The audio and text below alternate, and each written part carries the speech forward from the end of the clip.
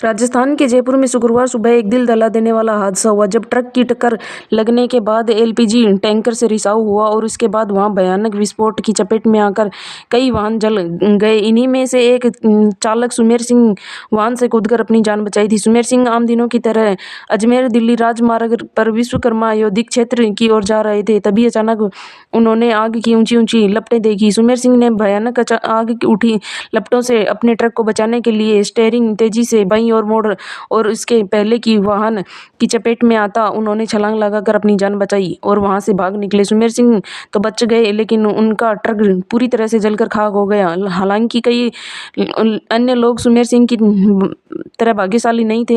हादसे में 11 लोगों की मौत हो गई जबकि 35 से ज्यादा लोग लस गए और उनमें से कई अस्पताल में जिंदगी और मौत की लड़ाई लड़ रहे हैं। यह दिल दहला देने वाला हादसा जयपुर के अजमेर राजमार्ग पर करोटा थाना क्षेत्र में तड़के सुबह 5 बजे उस समय हुआ जब तक एक ट्रक एलपीजी टैंकर से टकरा गया और गैस रिसाव के कारण करीब 300 मीटर का इलाका पल भर में आग के गोले में बदल गया और 37 वाहन इसकी चपेट में आ गए। हादसा इतना भीषण था कि अग्निवान के वाहन भी इन जलते वाहनों तक नहीं पहुंच पा रहे थे। कुछ ट्रक राजमार्ग के किनारे खड़े थे और उनके चालक उनके साथी वाहनों के में सो रहे थे। हादसे की चपेट में आई 2 बसों में से एक निजी स्लीपर बस थी जो जोधपुर से जयपुर जा रही थी। बस में सवार यात्रियों को उतरने का समय नहीं मिला जबकि कुछ ट्रकों के चालक और परिजन चालक अपने वाहनों के पास ही मौजूद थे। इस दौरान हादसे में बाल बाल बचे ट्रक चालक सुमेर सिंह बार बार भगवान का शुक्रिया अदा कर रहे हैं। सुमेर सिंह ने पीटीआई भाषा से बात करते हुए अपना भयानक अनुभव साझा किया। उन्होंने कहा कि तड़के सुबह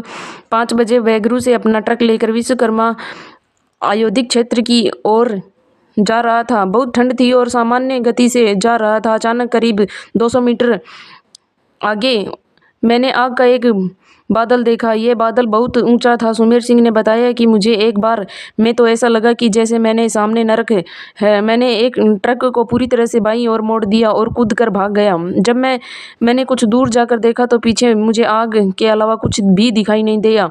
मुझे यह भी नहीं पता था कि मैं उस उम्र में कैसे भागा। जब मैं वापस ट्रक की तरफ आया तो कई वाहनों में आग लग चुकी थी। वहां कई लोग जमा हो गए थे। वे मदद के लिए चिल्ला रहे थे। किसी को पता नहीं था कि क्या हुआ। अचानक एक आदमी आग की लपटों से बाहर आया, जल रहा था। उसके शरीर पर कोई कपड़ा नहीं था।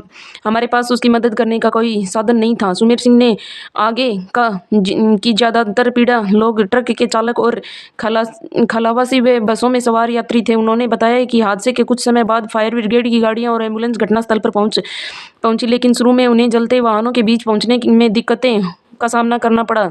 सिंह के मुताबिक कुछ देर बाद जब सूरज की रोशनी आई तो देखा कि एक ही भी वाहन सही सलामत नहीं बचा और राजमार्ग पर चारों तरफ जले हुए वाहन दिखाई दे रहे थे। ट्रक ड्राइवर के अलावा कई और लोग घटनास्थल की कहानी बयां की है। जैसे ब्लास्ट हुआ और बस में थे तो फिर बस से कूद के जो बग पाए वो बग गए, बाकी जो नहीं बचे वो जल गए।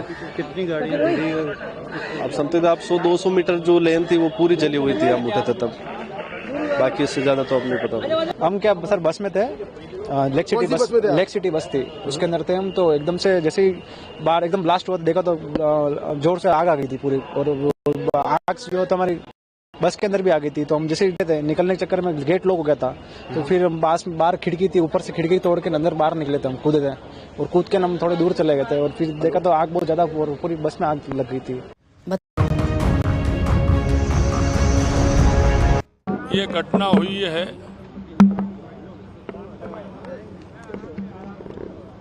बहुत ही दर्दनाक है।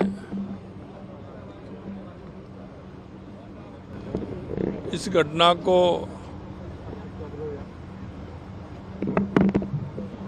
एक जिस तरह से